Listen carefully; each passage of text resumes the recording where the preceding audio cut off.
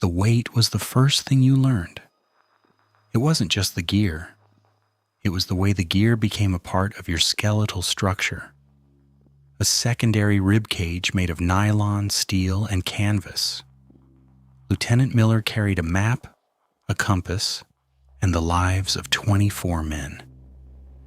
He carried the PRC-25 radio, a 10-pound brick of frequency and static that tied him to a god he couldn't see, the artillery.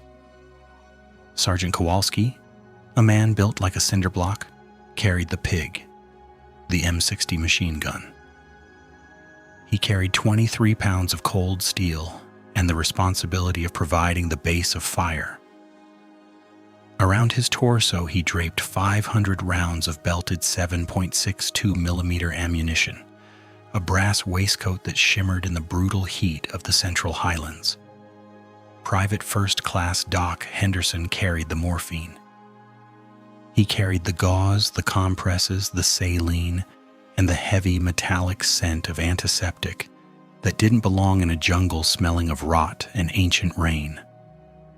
They all carried the standard issue: the M16A1 rifle, the cleaning rod taped to the forestock, the 20-round magazines, the 2 frag grenades, the 1 smoke grenade, and the claymore mine. They carried 3 liters of water that turned lukewarm and tasted of plastic. They carried the heat. They carried the leeches. They carried the quiet, humming dread that lived in the small of the back. The canopy above them was so thick it turned the noon sun into a bruised, sickly green twilight. They were moving through a draw near the Ia Drang Valley, the mud sucking at their jungle boots with a rhythmic, wet sound. Schlorp, schlorp, schlorp. Miller raised a hand. The column froze. In the Vietnam bush, silence isn't an absence of sound. It's a presence. The cicadas stopped their buzzing. The wind died. The only thing Miller could hear was the heavy, ragged breathing of Rat Riley behind him and the frantic beating of his own heart against his ribs. Click. It was a small sound, a metallic snap. Down, Miller screamed. But the jungle was already exploding. The ambush didn't start with a shout. It started with a wall of green tracers that cut through the ferns like neon scythes. The North Vietnamese Army, NVA, had dug in along the ridgeline, their RPD machine guns chattering in rhythmic, terrifying bursts. Kowalski didn't think. He didn't have time to carry fear. He dropped to one knee, the M60 roaring to life. The muzzle flash was a strobe light in the gloom. He didn't aim at men, he aimed at the flashes in the brush.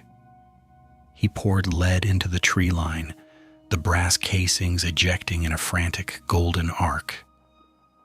"Riley, get that law up," Kowalski bellowed over the cacophony. Rat Riley, 19 years old and carrying a photo of a girl from Ohio in his helmet liner, fumbled with the M72 light anti-tank weapon. His hands were shaking, slick with sweat and the sudden oily slime of fear. He extended the tube, sighted a bunker slit hidden under a banyan tree, and squeezed. The backblast scorched the mud behind him. The rocket streaked across the draw, a pencil line of white smoke, and vanished into the bunker. A half-second later, a muffled crump shook the earth, and a plume of dirt and pulverized wood erupted. "Move! Move! Move!" Miller yelled, keyed into the radio handset. "Red Lead, this is 6. We have heavy contact. Kilo India Alpha in the kill zone. I need a fire mission, over." The world turned into a chaotic blur of kinetic energy. Realism in a firefight isn't a movie. It's a sensory overload where you can't see the enemy, only the effects of their hate. Leaves disintegrated. Bark flew off trees in jagged splinters. The air smelled of cordite, ozone, and the raw iron tang of blood. Doc, get up here." It was Henderson's turn to carry his weight. He crawled through the mud, staying low as bullets snapped overhead with the sound of cracking whips, the crack thwip of supersonic lead. He reached a soldier named Collins. Collins was clutching his thigh, bright arterial red spurting between his fingers. Doc didn't pray. He didn't have room for it. He carried a tourniquet. He twisted it tight, his boots sliding in the gore, his mind a checklist of survival. Stop the bleed, clear the airway, move to the next. On the ridgeline, the NVA were closing in. They were shadows in pith helmets, ghosting through the bamboo. Miller grabbed a handful of Kowalski's damp fatigue shirt. "We're getting flanked. Kowalski, keep that pig talking. We're pushing through." Kowalski stood up. It was a suicidal move, but the M60 demanded it.